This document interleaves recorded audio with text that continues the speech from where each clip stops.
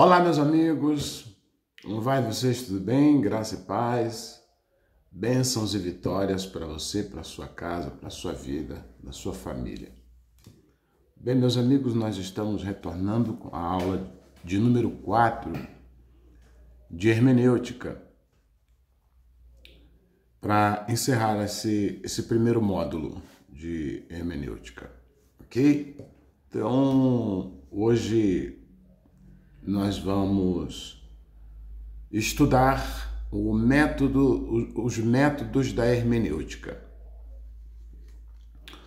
Observe que todo material de educação, de estudo, ela tem uma sistemática, ela obedece uma metodologia.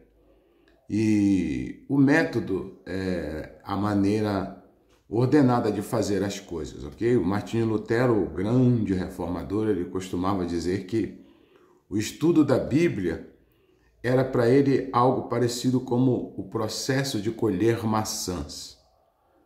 Então, ele explica que não é ir lá na cesta, na sua cozinha, na fruteira, pegar uma maçã. Não, ele está dizendo que é o processo de colher maçã na própria árvore.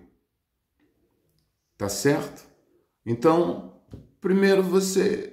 Olha bem o processo como funciona. Ele fala assim que primeiro você sacudia toda a macieira para que caíssem as maçãs. Aquelas mais maduras, você sacode a macieira, as maçãs maduras caem. E isso é o estudo da Bíblia toda. É um panorama geral da Bíblia. Depois você subia na árvore e sacudia cada galho principal. Quer dizer, aqui diz que é cada livro, você vai trabalhando cada livro da Bíblia. Em seguida, sacode o galho após o outro. Um galho após o outro você vai sacudindo. Um galho aqui, outro ali, que são os capítulos, né? Como ele costumava dizer. Depois de sacudir os galhos, e daí ele passa a sacudir os galhos menores, que aí ele fala que são os versículos. E depois você vai fazer o processo de oração gramatical, análise das orações gramaticais. Não é aquela oração que a gente fecha os olhos, fala com Deus, né, em espírito e tal. Não, aqui é oração gramatical. Você vai conferir texto a texto. Por isso que ele comparava com a maçã. O método é um procedimento seguindo passo a passo com o objetivo de alcançar um resultado, ok? Durante séculos, os eruditos religiosos eles procuravam todos os métodos possíveis para desvendar os tesouros da Bíblia e arquitetar meios de descobrir os seus segredos. Vamos lá para analisar o primeiro método? Vamos ver o primeiro método, né, de que falam aqui a nossa hermenêutica. Então, o primeiro método que ela vai se utilizar é um método chamado analítico. É um método utilizado nos estudos pormenorizado com anotações de detalhes, por mais insignificantes que pareçam, com finalidade de descrevê-los e estudá-los em todas as suas formas. Os passos básicos deste método são, primeiro, né, a observação, o método analítico, que é o nosso primeiro método. A letra A é fazer uma análise, dentro dessa análise é fazer uma observação. Você está fazendo análise. Então, dentro da análise, primeiro você vai fazer uma observação, que é o processo que leva a extrair do texto o que realmente descreve os fatos, levando também em conta a importância das declarações e o contexto. Porque sem isso fica difícil você fazer uma boa interpretação de um determinado texto bíblico sem levar em consideração, dentro do método analítico, a observação pormenorizada de texto e contexto. Aí você vai aprofundando e olha a letra B. Você vai fazer interpretação. Você vai analisar a interpretação. Primeiro você faz a observação e depois você passa para o método de interpretação, né? Que é o passo que leva à busca de explicação e o significado, tanto para o autor quanto para o leitor, para entender a mensagem central do texto lido. A interpretação deverá ser conduzida dentro do contexto textual e histórico, com oração e dependência total do Espírito. Aqui, oração, estamos falando, é oração de diálogo com Deus. Não é uma peça da gramática, que como foi anteriormente, tá? Anteriormente era. E letra C. Letra A, observação. Letra B, interpretação. E agora a letra C, correlação. Você vai aqui partir para fazer. É o passo que nos leva a comparar narrativas ou mensagens de um fato escrito por vários autores, em épocas distintas, em que cada um narra o fato em ângulos não coincidentes, como, por exemplo, a mesma narrativa descrita em Marcos 10, 46, capítulo 10, verso 46, e Lucas 18, versículo 35, onde o primeiro descreve saindo de Jericó e o segundo descreve chegando em Jericó ou entrando em Jericó, mais propriamente dito. A, B, agora C, agora D, né? Letra D. Observação A, interpretação B, correlação C e a letra D, aplicação. É o passo que nos leva a buscar mudanças de atitudes e de ações em função da verdade descoberta. Resposta através da ação prática daquilo que se aprendeu. Um exemplo de aplicação é o pedir perdão e reconciliar-se com alguém, ou mesmo o de adoração a Deus. Então você leu, entendeu, interpretou, fez correlação com outros textos, extraiu dali um conhecimento que deve ser absorvido, aprendido por sua alma, capturado pela sua intelectualidade e colocado em prática pela sua sabedoria. Ele vai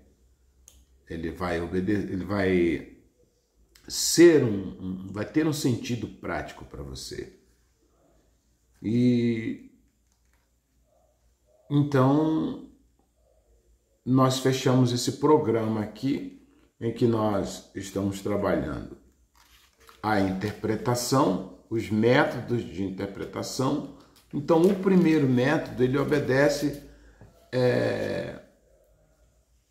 esses 5 princípios, né?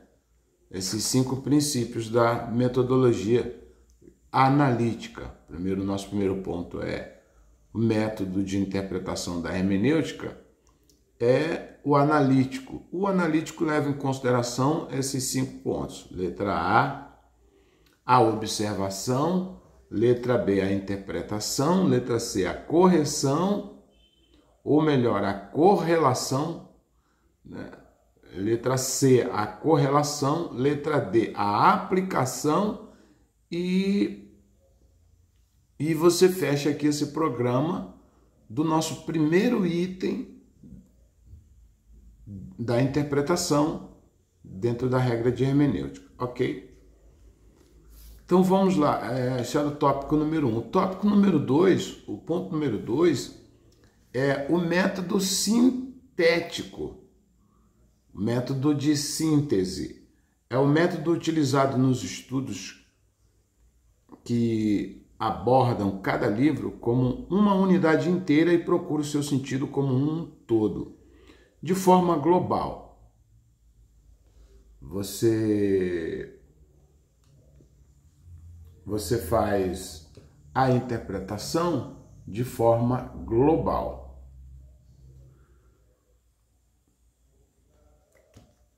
Tá ok.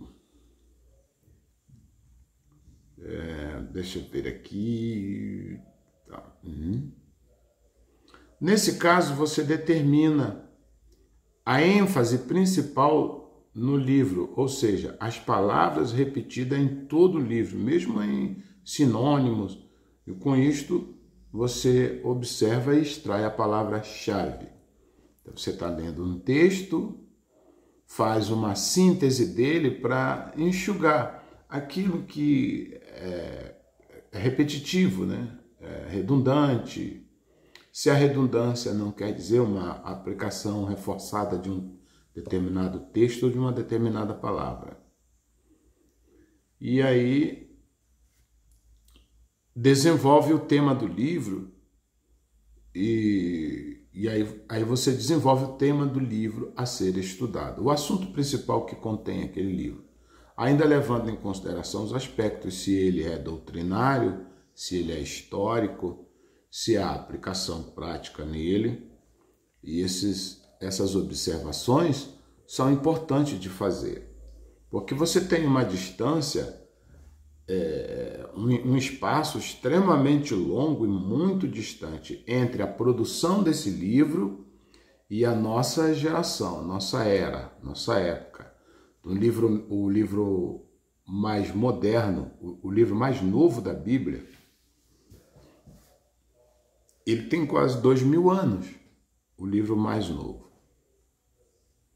Então, você está lidando com um livro muito antigo, apesar desse tempo todo. Claro que ele é um livro também, por ser vivo, ele é atual, mas ele obedece critérios de análise cultural, porque é um livro, ele é um livro que ele é atemporal, mas ele contém a cultura de todos os tempos onde ele menciona. Embora seja um livro não direcionado a coisas, a política, a economia e etc. Ele fala sobre todos os temas, mas ele tem o seu assunto central, né? Por isso que o versículo, o texto-chave da Bíblia é João, continua sendo João 3,16, né? A síntese de toda a história bíblica, de todo o conteúdo bíblico, se encerra em João 3,16, tá certo? Tudo ali é o resumo de toda a Bíblia. Então vamos lá, ainda no segundo ponto. É um método utilizado para estudar assuntos sem se basear exatamente no texto, mas sim no tema escolhido para o estudo. Então aqui no ponto, ainda no ponto de número 2, nós temos o segundo método. O primeiro é o sintético, né? O resumo, você enxuga todo o texto, extraindo aquilo que é sinônimo, aquilo que é redundância, aquilo que se repete, ou vendo-se a história ali, como você vai extrair o tema central daquele texto que você está lendo e se você pode estudá-la e ali extrair, usando o método temático, se você pode de fato chegar a um conteúdo da mensagem, fazendo o estudo de texto, o estudo temático, né? Estudando os temas contidos dentro daquele programa que você está, né? Que o universo acadêmico chama de recorte, né? No universo do judaísmo, chama-se de paraxá. Você tira aquele recorte, aquela paraxá, e faz o estudo e encontra ali o tema a ser estudado, a ser escrutinado. Vamos lá, o terceiro ponto. Nosso terceiro ponto é o método biográfico de estudos da Bíblia. Então, a Bíblia, ela tem essa espécie de estudo bíblico, é muito atraente, pois você tem a oportunidade de sondar o caráter das pessoas que o Espírito Santo colocou na Bíblia e aprender de suas vidas. Paulo, escrevendo aos Coríntios, disse: estas coisas lhes sobrevieram como exemplo e foram escritas para a advertência nossa. 1 Coríntios, capítulo 10, versículo 11. O apóstolo Paulo cita esse texto. Tá? Quando você estuda pessoas como Jesus, Abraão, Moisés, Isaac, Jacó e outros, pode precisar restringir o estudo a áreas como a vida de Jesus, como nos é revelada no Evangelho de João, Moisés durante o Êxodo, ou o que diz o Novo Testamento sobre Abraão. Lute sempre para manter os seus estudos bíblicos no tamanho manejável. Então você faz um estudo biográfico de maneira que você possa abarcar o conteúdo sistemático contido no texto que você está desenvolvendo. Então, se você pode fazer no método sintético, você pode fazer também o método biográfico de estudos da Bíblia, ou você pode fazer o temático. Tá? Então vamos passar a analisar aqui, ainda no 3, o estudo biográfico básico. Primeiro passo, escolha uma pessoa que você quer estudar e estabeleça os limites do estudo, por exemplo. Dando aqui dá um exemplo bem básico. A vida de Davi antes de tornar-se rei. Então esse é um recorte que você faz do estudo. Você se delimita a estudar extraindo do texto todas as informações possíveis para você poder considerar qual o seu objetivo com esse estudo, qual o seu aprendizado com ele e como você vai transmitir isso de forma bem aproveitável. Então você delimita o assunto, um tema, de maneira que você tenha domínio sobre o que você vai falar, sobre o que você aprendeu, sobre o personagem, ok?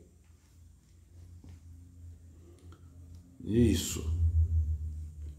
Então, quais seriam a relevância? Você estudar, ler e reler várias vezes para familiarizar-se o máximo, como você puder, para fazer uma boa exposição do personagem sem que lhe falte coisa alguma. Aquilo que faltar será porque a Bíblia não registra, mas mesmo que ela dê indícios, não está lá registrado por completo dentro da biografia. Mas se a história, se estudando a história no universo particular, extra-bíblico, você pode concluir mais informações acerca de um personagem bíblico, você enriquece o seu conhecimento e facilita, assim, a transmissão da informação que você acabou de estudar. Ok. Você faz uma observação. Anote tudo e qualquer pormenor que você encontrar sobre essa pessoa. Todos os pormenores. Quem era, o que fazia, onde morava, como viveu, por que fez o que fez, né? Por que ele fez aquilo ou aquela coisa, tal, que atitude ele tomou.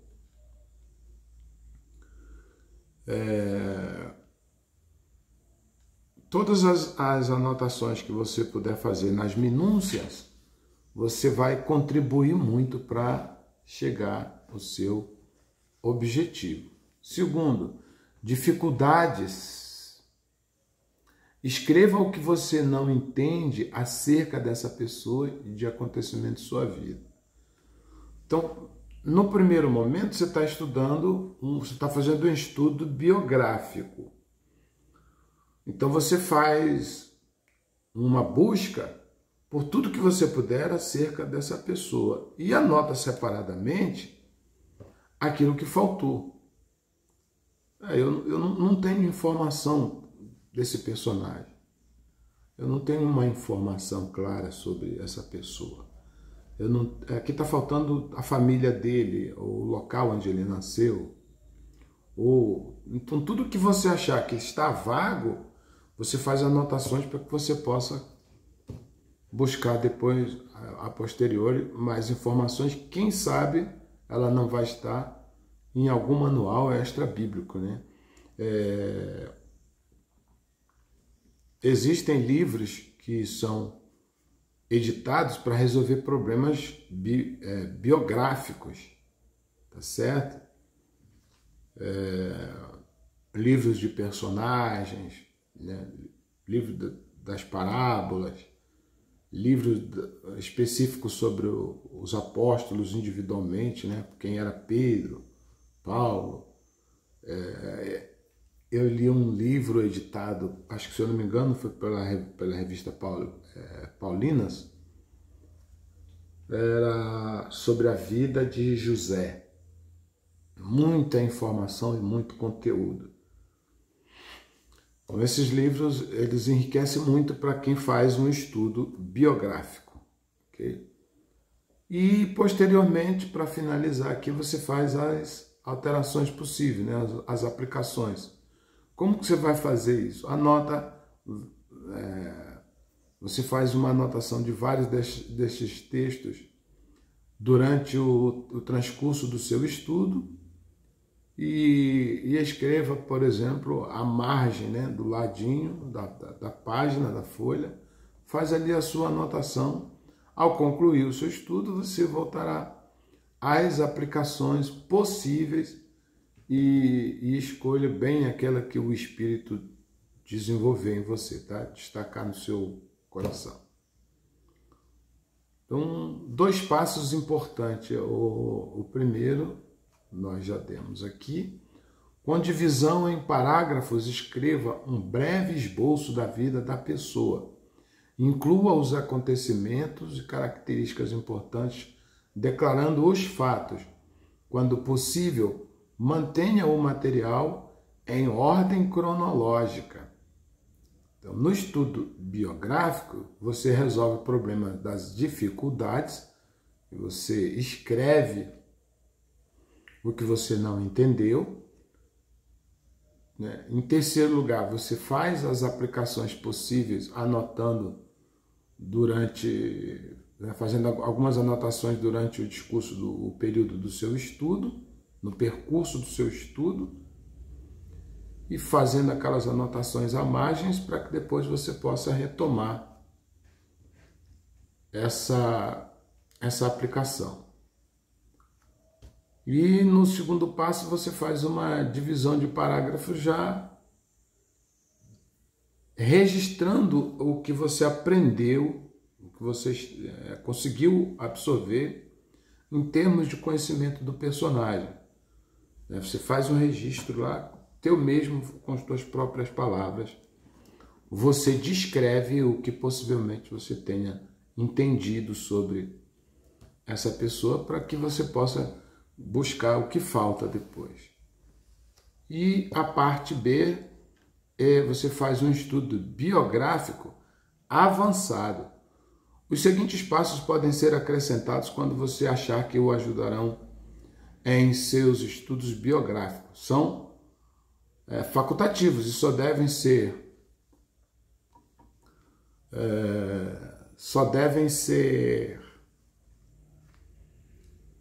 incluídos progressivamente à medida que você ganha confiança na prática. Traz o fundo histórico da pessoa, usa um dicionário bíblico para ampliar os passos. Quando você achar que são necessários. Você pode, para isso, se valer de livros importantes como aquela enciclopédia de Bíblia, Teologia e Filosofia de Champlin. Ela tem muito conteúdo para resolver essas questões biográficas.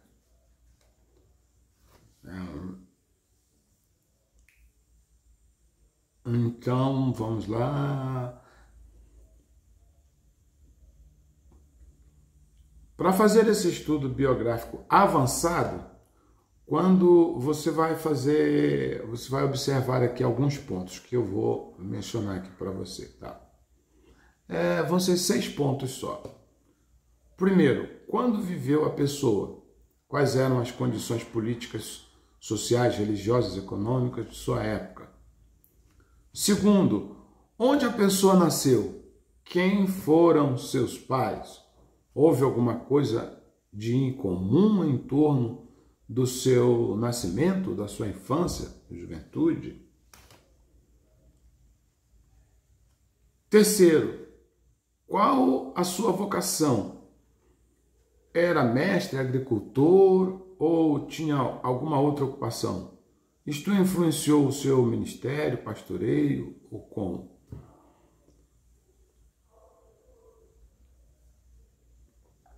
Então você vai fazer uma análise para contextualizar como viveu essa pessoa, quem foi ela, qual a importância do seu ministério, se o seu modo de vida, a sua educação, sua formação contribuiu de alguma maneira para o seu ministério, né? Como é o caso do apóstolo Paulo.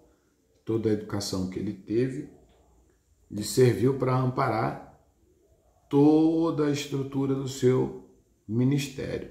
Então, o seu ministério fora dado por Deus, por um chamado de Cristo, né, do nosso Salvador. Mas a cultura dele foi importante para escrever, para educar, para ensinar, para compreender, sintetizar as doutrinas e transmitir à igreja. Tanto que hoje nós consideramos que, em termos de escritos teológicos, nós consideramos que Paulo é, no Novo Testamento, a maior autoridade para a igreja. Seus ensinamentos são fortíssimos. Quarto lugar, quem foi o seu cônjuge? Tiveram filhos? Como eram eles? Ajudaram ou atrapalharam a sua vida e o seu ministério? Quinto, faça um gráfico das viagens da pessoa. Onde ela foi, por que ela foi, fazer o quê, por que ela fez isso, né? Como o caso de Jonas, o profeta que teve um episódio marcante e importante na cidade de Nínive. Sexto, como a pessoa morreu? Houve alguma coisa extraordinária em sua vida? Então, todos esses questionamentos, eles fazem parte de um estudo biográfico avançado para que se possa compreender melhor a história do seu ministério. Agora nós vamos falar sobre o método indutivo. O método de estudo indutivo é um dos mais importantes e ele obedece necessariamente 3 eixos, 3 ângulos. Vamos lá. Primeiro, o método indutivo se baseia na convicção de que o Espírito Santo ilumina a quem examina as Escrituras com sinceridade e que a maior parte da Bíblia não é tão complicada que nem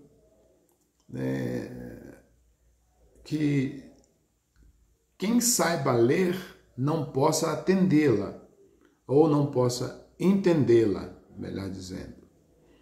Os judeus da Bereia, chamados judeus bereanos, foram elogiados por examinarem cada dia as Escrituras, se estas continham estas coisas, se eram assim ou não. É registrado lá em Atos, no capítulo 17, no versículo de números 10 e 11, 2 versículos que resolvem essa questão dos bereanos lá. E segundo, é óbvio que obras literárias têm partes que se foram no todo. Existe uma ordem crescente de partes de unidades simples e complexas até se formarem na obra completa. Terceiro, a unidade literária menor que o estudo bíblico indutivo.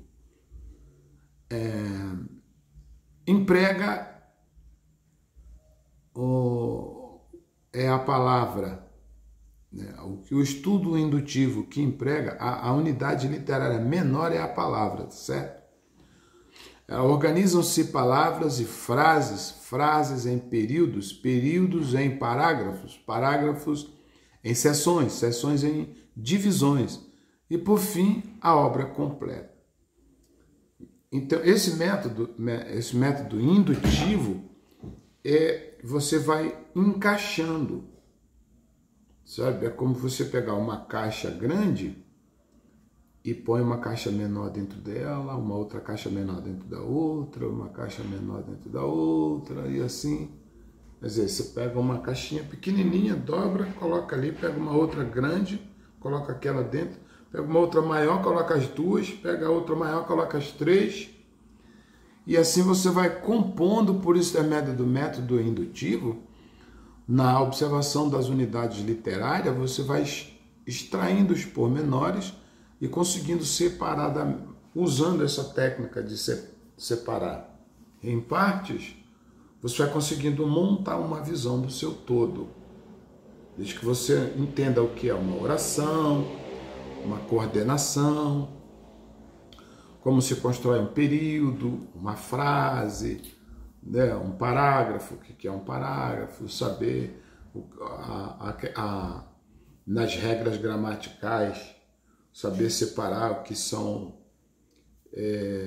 ponto e vírgula, dois pontos, ponto final, né, ponto parágrafo, ponto em seguida, ponto final. Você conseguindo resolver todas essas questões, você vai conseguir compreender melhor e mais profundamente as regras da hermenêutica. Então, a palavra é a menor unidade. A frase é o que reúne de palavras que formam um sentido completo. Já o período é uma reunião de frases ou orações que formam um sentido completo.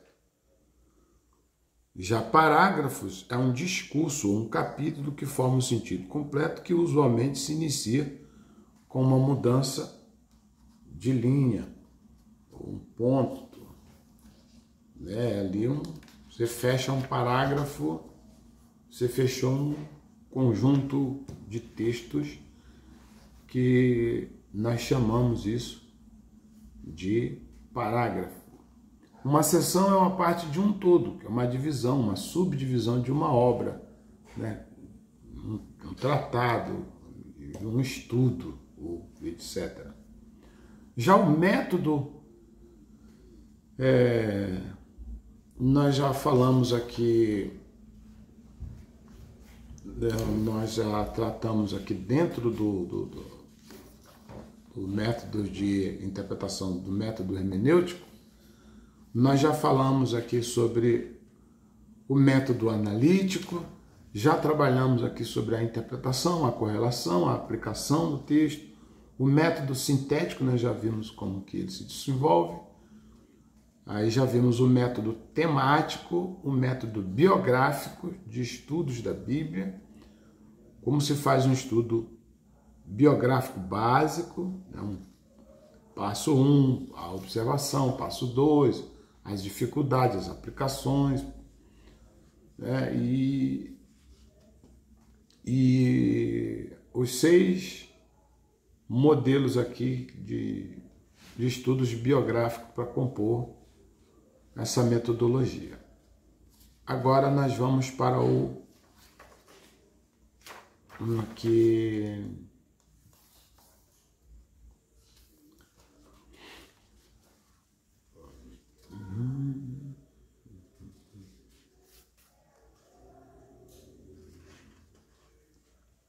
Agora nós vamos aqui para o nosso 5º passo, né? Nosso 5º.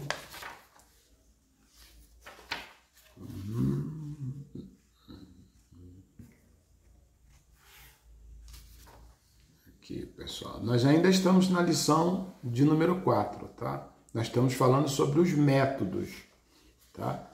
Agora vamos trabalhar aqui já o 5º método de estudo, que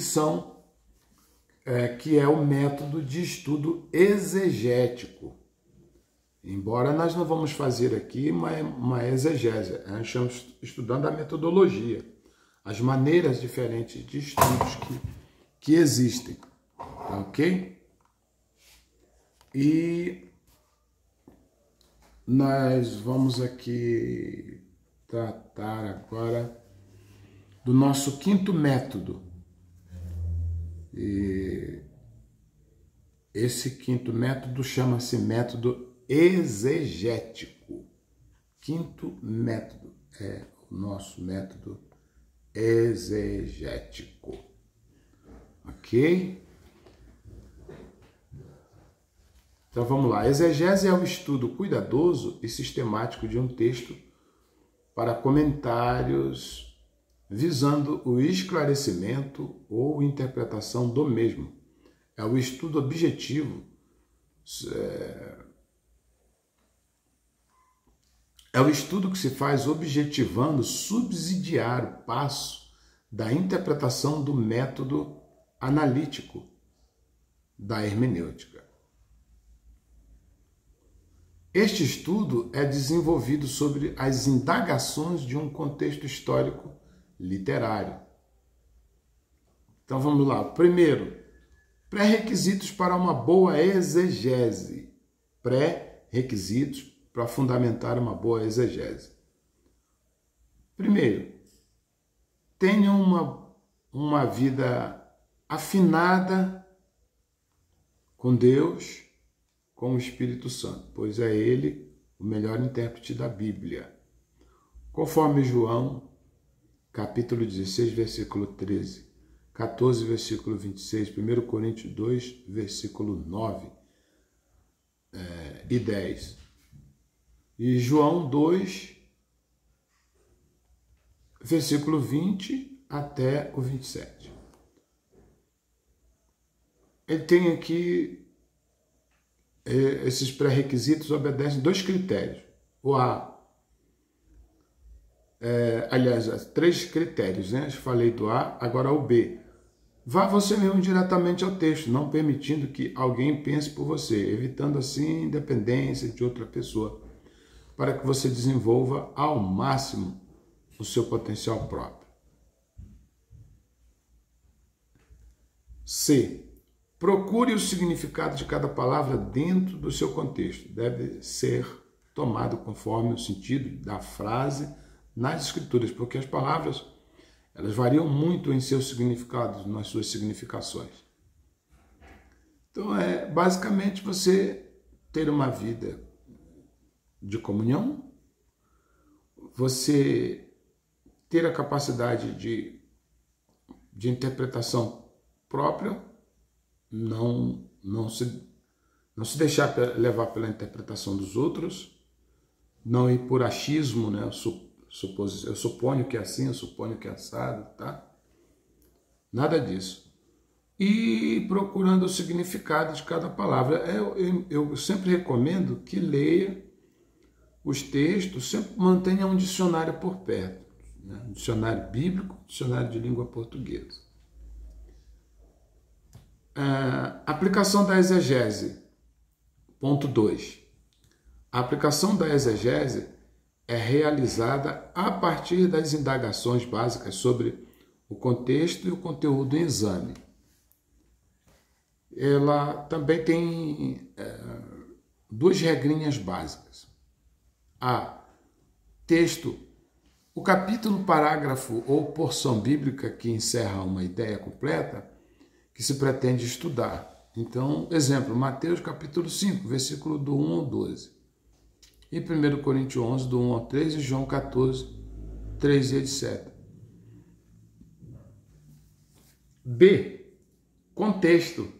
Então, primeiro é o texto, segundo é o contexto. A parte que antecede o texto e a parte que é precedente, que é precedida pelo texto. Exemplo, João 14, verso 6. Contexto. Gênesis capítulo 1, versículo 1. João 14, versículo 5 e João 14, versículo 7. Apocalipse 22, versículos 21. Observação. Às vezes, tomando o conteúdo próximo do texto, é o suficiente para você fazer uma boa e correta interpretação. Ou seja, se você cavar em volta, texto e contexto, os versículos acima, os versículos abaixo, já serão basicamente suficientes para uma boa interpretação. Regras fundamentais de interpretação. Não devemos esquecer que a primeira pessoa a interpretar as escrituras de forma distorcida foi o diabo, né? Ele deu a palavra divina um sentido que ela não tinha, falseando astutamente a verdade. Gênesis capítulo 3, versículo 1. Os seus imitadores, conscientes ou inconscientes, têm perpetuado este procedimento, enganando e desrespeitando todas as regras da hermenêutica, que se resume em: a Escritura é explicada pela própria Escritura, ou seja, a Bíblia interpreta a própria Bíblia. Ela é seu maior intérprete. Como está lá em 2 Timóteo, no capítulo de número 3, versículo 12 a 17. Toda a Escritura divinamente inspirada é proveitosa para ensinar, para redarguir, para corrigir, para instruir e para que o homem de Deus seja perfeito e perfeitamente instruído para toda boa obra. 2 Pedro, lá no capítulo de número 1, versículo 20 e 21, também diz, afirmando categoricamente: sabendo primeiramente isto, que nenhuma profecia da Escritura é de particular interpretação, porque a profecia nunca foi produzida por vontade de homem algum, mas os homens santos de Deus falaram, inspirados pelo Espírito Santo. Então, esses são textos fundamentais que nos ajudam a interpretar, entender toda a estrutura sagrada, né? Toda a Escritura, toda a obra, toda a palavra está contida aqui. Então, a primeira regra é preciso que, o quanto possível, tomar as palavras em seu sentido usual e comum. Porém, tenha-se sempre presente a verdade de que o sentido usual e comum não equivale sempre ao sentido literal. Exemplo, Gênesis no capítulo 6, versículo de número 12. A palavra carne, no sentido usual, comum, significa pessoa. A palavra carne, no sentido literal, significa tecido muscular.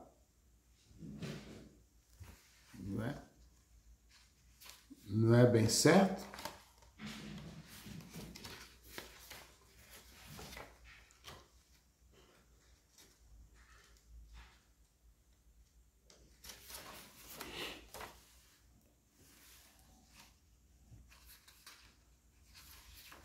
Avançando. Segunda regra. É de todo necessário tomar as palavras no sentido que indica o conjunto da frase. Exemplo, fé, em Gênesis 1, no versículo 23, significa crença, ou seja, doutrina do Evangelho. Fé, em Romanos 14, 23, significa convicção. Graça, em Efésios 2,8, significa misericórdia, bondade de Deus. Graça, em Atos 14, 3, significa pregação do Evangelho. Carne, em Efésios 2, versículo 3, significa desejos sensuais. Carne, em 1 Timóteo, capítulo 3, versículo 16, significa forma humana. E carne, em 1 João 2, no versículo 16, significa sistema dominado por Satanás. Então veja, essas regras, elas são de suma importância para que você possa ter uma boa exegese, uma boa interpretação, uma boa hermenêutica. Que essas regras são regras fundamentais para a interpretação das Escrituras.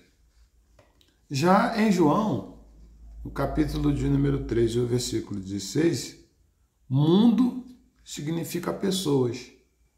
E mundo em Salmos 24, capítulo de número 1, significa mundo físico, não pessoas, como em João 3,16.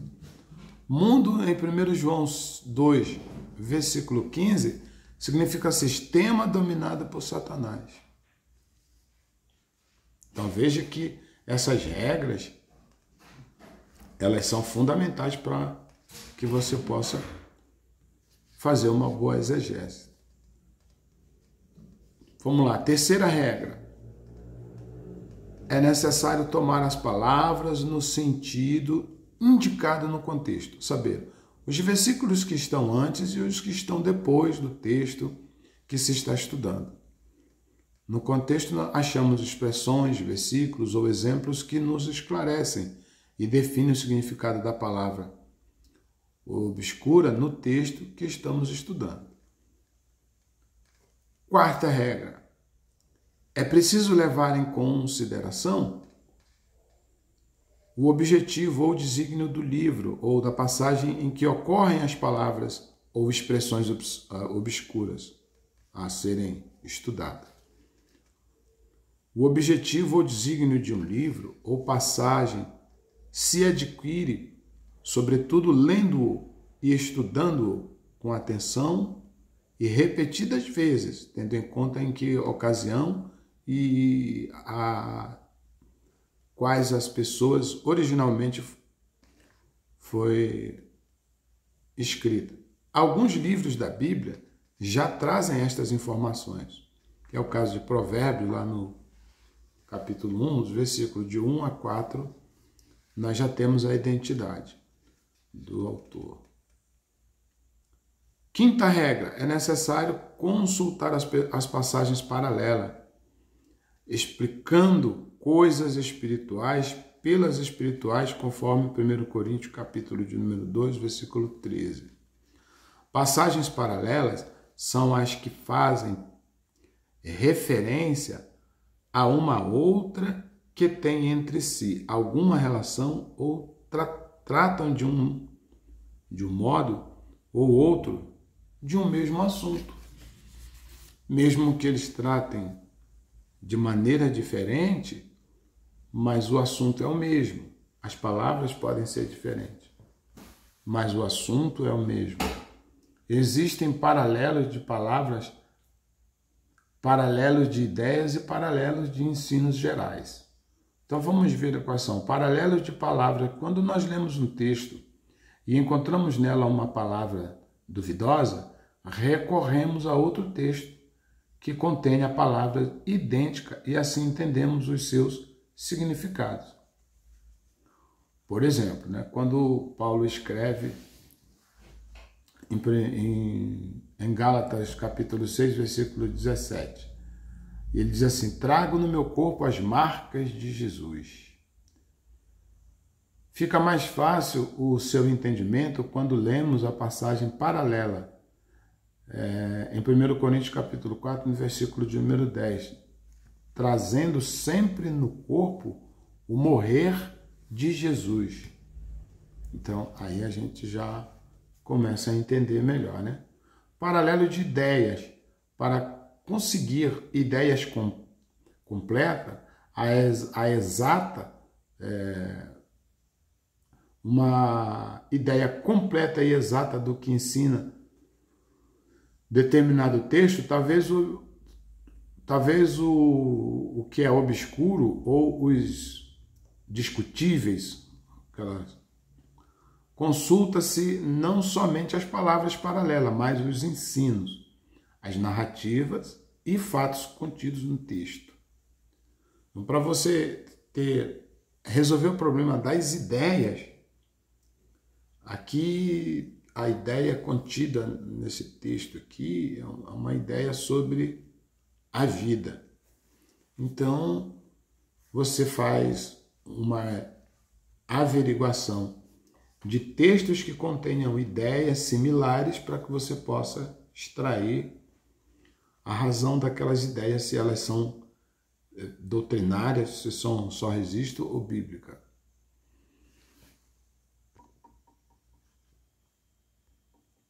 Então, exemplo, sobre esta pedra edificarei a minha casa, Mateus 16:16. Quem é esta pedra? Se perguntarmos em 1 Pedro, no capítulo 2, no versículo de número 4, a ideia paralela é achando-vos para ele, Jesus, pedra viva. Entendemos que a pedra, então, nesse caso, é Jesus Cristo. Isso é a comparação de ideias, né? Segundo, o paralelo terceiro, paralelos de ensinos gerais. Para a correta interpretação de determinadas passagens, não são suficientes os paralelos das palavras de ideias. É preciso recorrer ao teor geral, ou seja, aos ensinos gerais das Escrituras. O ensino, dando aqui um exemplo, o ensino geral. O ensino de que o homem é justificado pela fé, sem as obras da lei. Só será bem compreendido com a ajuda dos ensinos gerais da Bíblia toda.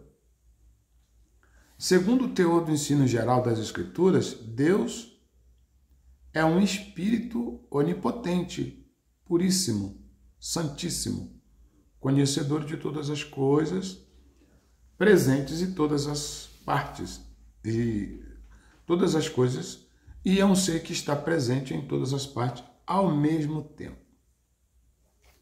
Por isso é Deus. Porém, há textos que aparentemente nos apresentam um Deus como um ser humano, o limitado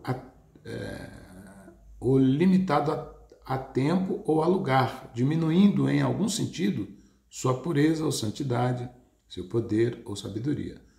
Tais textos devem ser interpretados à luz dos ensinos gerais das Escrituras. Tá certo? Princípios teológicos de interpretação. O desenvolvimento desta lição se baseia nas seguintes regras. Primeiro, você precisa compreender gramaticalmente a Bíblia antes de compreendê-la teologicamente. Segunda regra, uma doutrina não pode ser considerada bíblica a menos que resuma ou inclua todo o que a Escritura diz sobre ela. Terceira regra, quando parecer que duas doutrinas ensinadas na Bíblia são contraditórias, aceite ambas como escriturísticas, crendo confiantemente que elas se explicarão dentro de uma unidade mais elevada. Porque às vezes o que falta para a gente é conhecimento para expor ou para compreender. Os amantes da crítica da Bíblia, né, da crítica sobre a Bíblia, eles se comportam mais como ateus, tentando provar que não existe um Deus, do que se comportarem apenas como leitores ignorantes da Bíblia, né? Eu digo leitores ignorantes porque, por exemplo, a ignorância é falta de conhecimento. Se eu sou se eu sou um estudante de medicina, ou se eu sou um médico, se você não entende nada de medicina, você não é médico, então eu não sou ignorante, mas você é ignorante quanto à medicina. Entende? Então, uma pessoa que não conhece a Bíblia na sua profundidade, ela não pode ser crítico daquilo que ela não conhece de fato. Só porque ela sabe ler um livro não quer dizer que ela tenha o conhecimento acabado daquele livro, né? Ela não tem uma completude. Ela não é uma pessoa formada em Bíblia para poder explicar o que realmente a Bíblia é. Embora a Bíblia seja um livro com acesso a todas as pessoas aqui no Brasil, mas não é por ter a Bíblia que o conhecimento vem junto naturalmente. Seguindo, né? Regra de princípio. Quarta regra. Um ensinamento simplesmente implícito na Escritura pode ser considerado bíblico, quando uma comparação de passagens corretas o apoia. Então, se uma doutrina tem referências, e as referências são criteriosas, teológica e inteligentemente amparadas, elas se apoiam mutuamente, elas trabalham com essas teses, com essas ideias, elas não podem ser contestadas nem contraditadas, porque elas estão em perfeita harmonia entre si. Vamos lá. Noções de hebraísmo. Por hebraísmo, nós entendemos certas expressões e maneiras peculiares do idioma hebreu que ocorreu em nossas traduções da Bíblia, que originalmente foi escritas em hebraico e em grego. Por exemplo, primeiro, era costume entre os hebreus chamar uma pessoa filho da coisa de que um modo especial a caracterizava, de modo que o pacífico e bem disposto se chamava filho da paz, ao iluminado e entendido, filho da luz, aos desobedientes, filhos da desobediência, e etc. Então, a compreensão do hebraísmo, ou da cultura hebraica, judaico, ela ajuda muito a entender como esses regulamentos, essas normas de hermenêutica se interpretam dentro da Bíblia. Tá? Sempre lembrando aqui das 10 regras básicas abaixo. Algumas profecias foram condicionais. Exemplo, 1 Crônica 7,14. Profetas falam do futuro como se fosse presente ou passado. Lei dos picos. Um trecho pode dar a visão de 2 picos e a esconder um vale entre eles, como está explicado em Êxodo, um exemplo em Isaías, no capítulo 61, os versículos de 1 até o 2, e Jeremias, no capítulo 2, versos 28 e 32. Lei do duplo cumprimento. Profecias podem ser cumpridas duplamente. A primeira vez num sentido menor e incompleto, exemplo da destruição de Jerusalém no ano 70, e a segunda vez no sentido maior e completo, exemplo na grande tribulação. Essa lei é a lei de duplo cumprimento. A lei da primeira referência, o sentido simbólico na Bíblia é constantemente o da sua primeira ocorrência. Exemplo, fermento é sempre mal, pecado, hipocrisia. Isto explica a parábola do fermento em Mateus 13. Lei da recapitulação.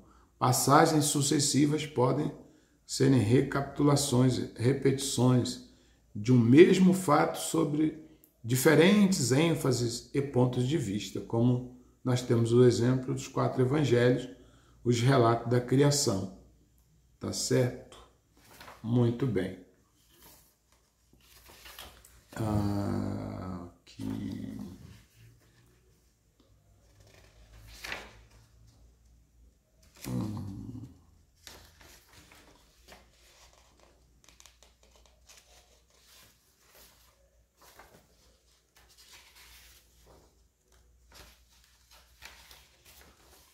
Então vamos aqui trabalhar o capítulo de número 9.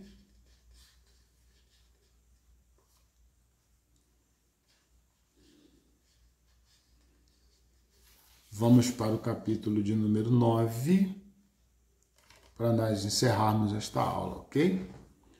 As palavras e os seus símbolos. Existem 3 tipos de linguagens bíblicas: a literal, a figurada e a simbólica. Nós já vimos isso lá atrás na nossa segunda aula, né? Aqui nós estamos repetindo e reforçando para encerrar aqui a nossa aula. Existem 3 tipos de linguagem, né? Que é a literal, a figurada e a simbólica. Porém, nós veremos agora somente as palavras simbólicas. A linguagem simbólica oferece muita dificuldade no estudo da Escritura. Porém, ainda quando nós tenhamos de limitar a explicação defeituosa de algumas palavras, cremos que se ganhará algo recapitulando e familiarizando-se com as seguintes. Então vamos, por exemplo, aqui. Abelha, símbolo dos reis da Assíria. Assíria, e não Síria, tá? Símbolos dos reis da Assíria, conforme Isaías no capítulo 7, versículo 18. Os quais, em seus escritos profanos, hieróglifos, também são representados por esta figura. Às vezes, simboliza também, de modo geral, um poder invasor e cruel. Deuteronômio 1, 44. E o Salmo 118, verso 12. O adultério, infidelidade, infração do pacto estabelecido e consequência, símbolo da idolatria, especialmente entre o povo que tem conhecimento à verdade, conforme Jeremias 3, 8, 9, Ezequiel 23, 32, Apocalipse 2, 22. Águia, poder, vista penetrante, movimento no sentido mais elevado, Deuteronômio 32, 11 e o versículo de número 12. Alfarroba, palha, nulidade, juízo do mal. Âncora, esperança, Hebreus 6, 19. Arca, Cristo, 1 Pedro 3, 20, 21 e Hebreus 11, 7. Arco, símbolo de batalha e de vitória, Apocalipse 6, verso 2. Às vezes, engano, por enquanto se pode quebrar ou atirar o falso. Oséias 7, 16 e Jeremias 9, 3. Falar em arco, pessoal, eu quero deixar aqui bem... É até bom frisar uma coisa para vocês. Eu lembrei agora que Algumas pessoas chamam aquele arco que aparece nos dias de chuva temporal, chamam de arco-íris. E diz, porque na Bíblia Deus colocou o arco-íris para lembrar como memorial da história do dilúvio. E a Bíblia não menciona a palavra, né, arco-íris. Não existe essa palavra junta. Arco-íris. Só aparece a palavra arco da aliança. Não é arco-íris. A Bíblia não vai mencionar. Porque íris é uma deusa da mitologia grega. Então, é uma deusa da mitologia. De forma alguma ela apareceria como símbolo de uma aliança feita no céu pelo Senhor, pelo Deus eterno. Porque esses deuses não existem. Ok? Então, âncora simboliza a esperança em Hebreus 6,19. Arca, Cristo, em Pedro 3,20. Arco simboliza a batalha e símbolo de batalha e de vitória. Árvore, as altas, símbolo de governantes, as baixas, símbolo do povo comum. Azeite, fortaleza pela unção, daí a vida e força que influi do Espírito de Deus. Azul, o celeste, o céu. Babilônia, símbolo de um poder idólatra que persegue as igrejas de Cristo, referindo-se a um modo particular ao poder romano. A balança é símbolo do tratado íntegro e justo, conforme Jó 31:6. Berilo, prosperidade, magnificência. Besta, símbolo de um poder tirano e usurpador, porém, às vezes, só de um poder temporal qualquer, conforme Daniel 7, capítulo 3, versículo 17, Ezequiel 34, 28. O boi, símbolo de trabalho e submissão. Braço, símbolo de força e poder. Cabras, símbolos dos maus em geral. Cadeia, escravidão. Calcedônia, pureza. Cálice, símbolo de luxúria provocante. Apocalipse 17, 1. Também de ritos idólatras. 1 Coríntios 12, 21. E também da porção que cabe a alguém. Apocalipse 14, 10. A cana, fragilidade humana. Cão, símbolo de impureza e apostasia. Carneiro, símbolo dos reis em geral e especialmente do rei persa. Carro, símbolo de governo ou proteção. Casamento, símbolo de união e fidelidade no pacto da aliança com Deus. Cavalo, símbolo de equipamento de guerra e de conquista. Cedro, força, perpetuidade. Cegueira, incredulidade. Céu e terra usa-se esta expressão num triplo sentido. Primeiro, invisível, moral. Segundo, visível e literal. Terceiro, político. Tá certo? O sol e a lua e as estrelas simbolizam as autoridades superiores e secundárias. Chave, símbolo de autoridade do direito de abrir e fechar. Chuva, influência divina. Centurião, apertado, pronto para o serviço. Frouxo, repouso. Cinzas, tristezas. Cobre, metal bronze, símbolo de endurecimento. Comer, símbolo da meditação e participação da verdade. Cores, as cores preta, símbolo de angústia e aflição. A amarela, símbolo de enfermidade e morte. Vermelho, de derramamento de sangue ou de uma vitória. Chifre, símbolo de poder, Deuteronômio 33, 17. Coroa, diadema, símbolo de autoridade conferida. Crisólito, glória, magnificência, né? Uma glória manifesta. Crisópraso, paz que sobrepuja todo o entendimento. Crocodilo ou dragão, símbolo do Egito em geral e todo o poder anticristão. Cruz simboliza sacrifício. 10 simboliza a plenitude ou aquilo que é completo. Mateus 18, 24. Egito, símbolo de um poder, orgulho e perseguição. Embriaguez, símbolo da loucura do pecado. Enxofre, símbolo de tormento. Escarlata, sendo cor de sangue, a viva, simboliza a vida, né? Esmeralda simboliza a esperança.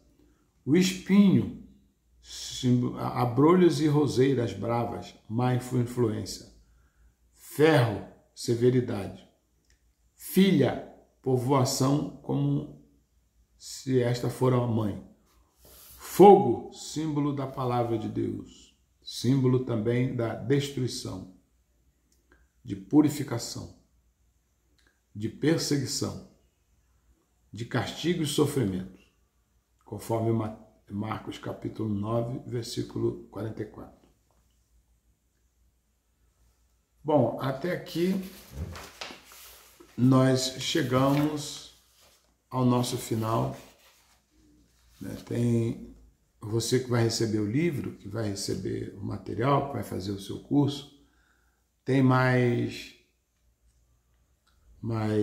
informações aqui sobre estes símbolos, tá? Tem muita coisa aqui sobre os símbolos.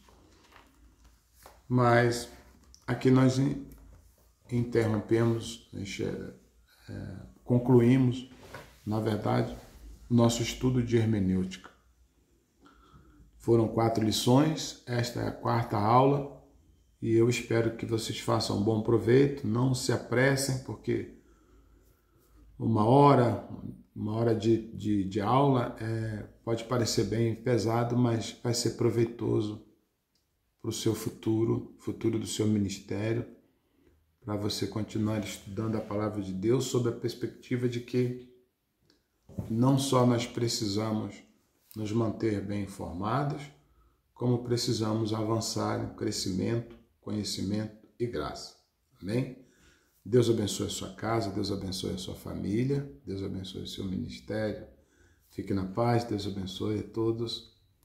Não se esqueça de comentar, compartilhar, deixar o seu like e estudar. Leia a Bíblia, use os métodos que nós falamos, os dicionários, os livros recomendados para que você possa crescer na graça, mas também no conhecimento. Deus abençoe.